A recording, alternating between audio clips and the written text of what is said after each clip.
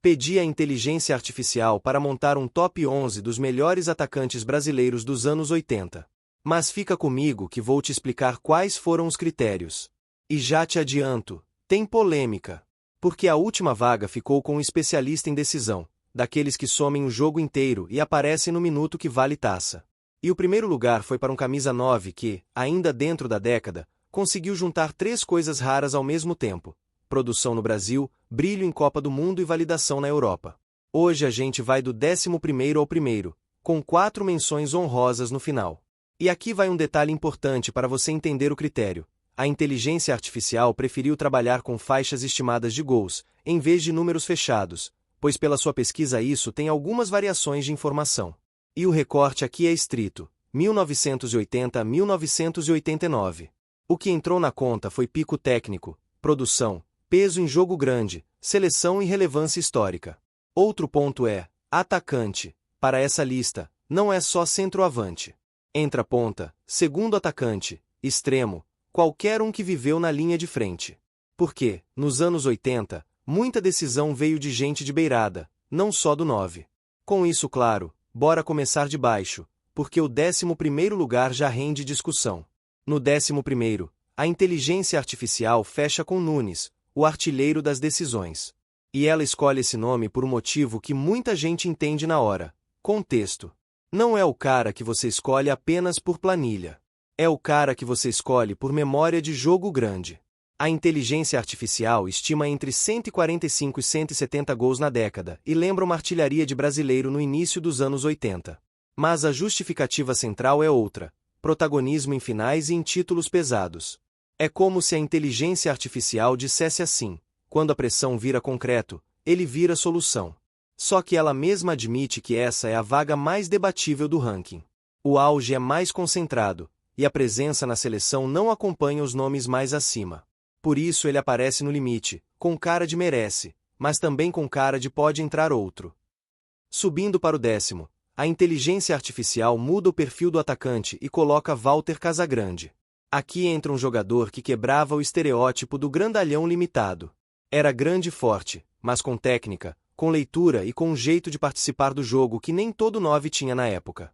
A inteligência artificial marca um auge forte entre 1982 e 1986, e destaca um dado que resume o impacto do começo de década: a artilharia do Paulista de 1982, com 28 gols. O mérito, no olhar da inteligência artificial, não é só gol. É repertório. Segurar zagueiro, ganhar no alto, fazer pivô, abrir espaço para quem vinha de trás, e ainda aparecer para concluir. Tem também o peso de contexto. A democracia corintiana ficou marcada por várias camadas, e ele era a peça central do time em campo. No 9º, a inteligência artificial dá um passo para um tipo de atacante que muita gente só valoriza de verdade quando revê jogo antigo e aponta Miller. Um segundo atacante de inteligência, com movimentação fina, que fazia o ataque respirar. A estimativa de gols fica entre 75 e 95 na década, e a inteligência artificial aponta uma artilharia de brasileiro em 1987 como selo de produção. Aqui, a sensação é que a inteligência artificial está premiando o jogador que faz o coletivo render. Não é só o que finaliza. É o que constrói, ataca o espaço, volta para combinar, aparece onde ninguém espera. Um atacante que não precisava ser fixo para ser decisivo. No 8º, a inteligência artificial entra no território do jogo grande vale muito com Renato Gaúcho. E isso muda tudo. Porque, em volume bruto, ele não é o maior goleador da lista. Só que quando a partida é final, quando é taça, quando é mundo olhando, ele aparece. A inteligência artificial lembra que ele foi o protagonista da final do Mundial de 1983 com 2 gols, e pesa títulos enormes dentro do recorte: Libertadores, Mundial, e também um brasileiro na segunda metade da década. Como ponta-direita, ele uniu drible, aceleração, presença em área e uma dose de personalidade competitiva que, em mata-mata, costuma virar vantagem. A inteligência artificial deixa claro que ele está aqui pelo peso histórico das decisões. No 7º, a ameaça muda de forma e a inteligência artificial coloca Éder Aleixo. Sai o homem da área e entra o terror do chute de longe. A inteligência artificial coloca aqui um ponta esquerda que, na década, virou referência de desequilíbrio. A faixa estimada de gols fica entre 70 e 85, e a inteligência artificial assume que não é o volume dos grandes centroavantes. Só que ela compensa com pico técnico e impacto. Esse tipo de jogador fazia o marcador viver em alerta, porque qualquer sobra, qualquer meio metro, já virava finalização.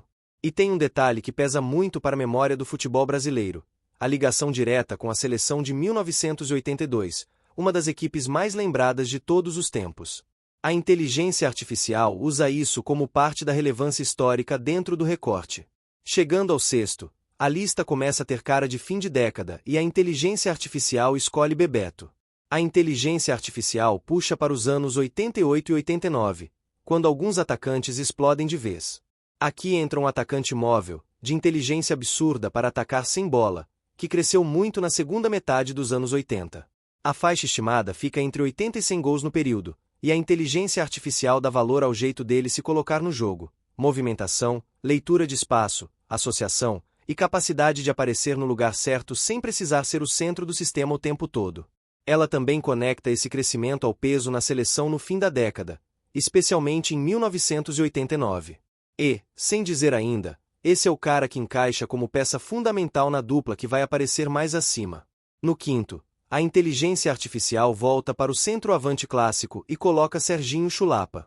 Aqui o critério puxa mais para o peso doméstico, para a produção em campeonatos brasileiros e estaduais, naquele futebol duro, físico, de marcação pesada. A faixa estimada fica entre 130 e 150 gols na década, e a inteligência artificial destaca a artilharia do brasileiro em 1983 com 22 gols, além de artilharias estaduais no período. O argumento é direto: dentro do recorte, ele produziu muito e decidiu muito no Brasil.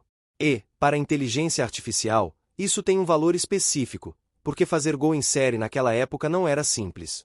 No quarto, a inteligência artificial faz uma escolha que sempre gera discussão e coloca Romário. Colocar muito alto um atacante cujo grande mito, para muita gente, explode de vez nos anos 90. Só que a inteligência artificial está presa ao recorte 80-89. E ela diz: mesmo assim, o nível já era absurdo antes de virar lenda definitiva. A estimativa de gols na década fica entre 100 e 120, e a justificativa central é teto técnico. A inteligência artificial aponta que, em 88 e 89, ele já vira protagonista, já decide em seleção, já prova na Europa, e já dá sinais claros do superatacante que seria. Ela praticamente trata esse fim de década como um trailer do que viria, só que com qualidade de filme completo. E agora vamos entrar no top 3, e se prepara que aqui vem surpresa. Em terceiro lugar, a inteligência artificial entra no território do talento puro e escolhe Reinaldo. Aquele caso em que, se você sentar para rever jogo, entende em poucos minutos porque o nome existe até hoje nas conversas sobre futebol.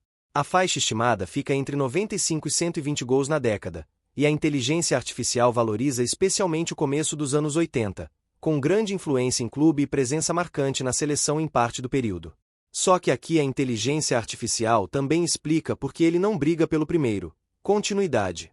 As lesões tiraram volume, tiraram sequência, tiraram espaço. Mesmo assim, ela crava top 3 porque o pico é alto demais para ficar fora. No segundo, aparece um gigante do futebol brasileiro e a inteligência artificial coloca Roberto Dinamite. E a inteligência artificial quase coloca um asterisco aqui, como se dissesse: se o critério fosse apenas peso doméstico, longevidade, história e gol no Brasil, talvez ele fosse o primeiro. A faixa estimada de gols na década fica entre 170 e 210, e a inteligência artificial destaca que, nos anos 80, ele manteve nível alto, foi referência, sustentou números fortes e carregou peso histórico dentro do campeonato nacional. Ela ainda usa um argumento de grandeza que atravessa décadas: o status de maior artilheiro histórico do Brasileirão na contagem mais citada. Isso não é só anos 80, mas ajuda a explicar por que, dentro dos anos 80, ele ainda era o cara que todo mundo temia. E aí a gente chega ao primeiro. E aqui estava o mistério do começo. Porque a inteligência artificial escolhe o primeiro lugar não só por ser um grande goleador, mas por ser o pacote mais completo dentro do recorte. Um centroavante com explosão curta, finalização de elite, leitura de área e capacidade de decidir em clube e seleção. A faixa estimada de gols na década fica entre 200 e 230. A inteligência artificial destaca que ele foi artilheiro do Brasileiro em 1986 com 25 gols. E, no mesmo ano, aparece no maior palco do mundo com premiação de artilharia na Copa.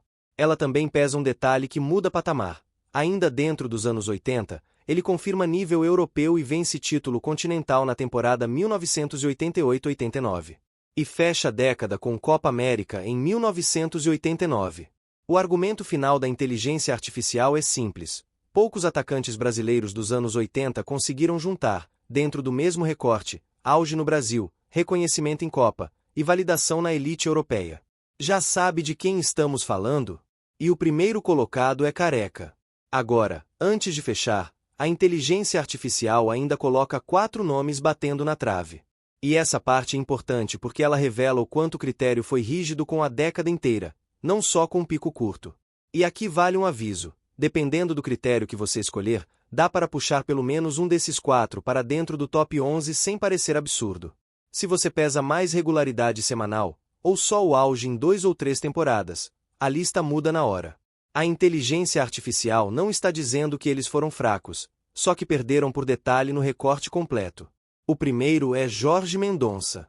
A inteligência artificial diz que o nível foi altíssimo, mas o auge divide muito com o fim dos anos 70 e o começo dos 80, e perde força quando você exige 1980-1989 completos.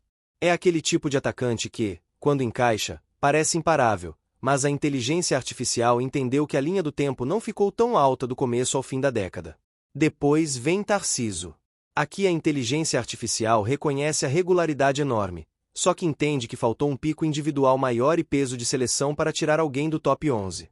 Se o seu critério for constância e presença em todo o campeonato, ele vira candidato sério, porque era o tipo de nome que entregava nota alta quase sempre. O terceiro é Luizinho. De novo, regularidade, importância e presença, mas sem o mesmo protagonismo nacional dos escolhidos no ranking principal. É o tipo de atacante que muita gente só valoriza quando revê a carreira inteira e percebe quantas vezes ele foi decisivo sem precisar de holofote. E o quarto é Edmar. Talvez o quase mais barulhento, porque a inteligência artificial lembra a artilharia do brasileiro de 1985 com 20 gols. Só que ela coloca ele fora por considerar o pico mais curto e menos sustentado historicamente ao longo do recorte. Se a lista fosse melhor pico em um Brasileirão, tem gente que colocaria ele dentro sem pensar 2 vezes. E agora eu quero saber de você, se esse top 11 fosse seu, qual seria a primeira mudança? Você tiraria o Nunes e colocaria o Edmar? E, mais importante ainda, qual é o seu critério? Volume de gols, decisão, técnica pura ou impacto em time grande?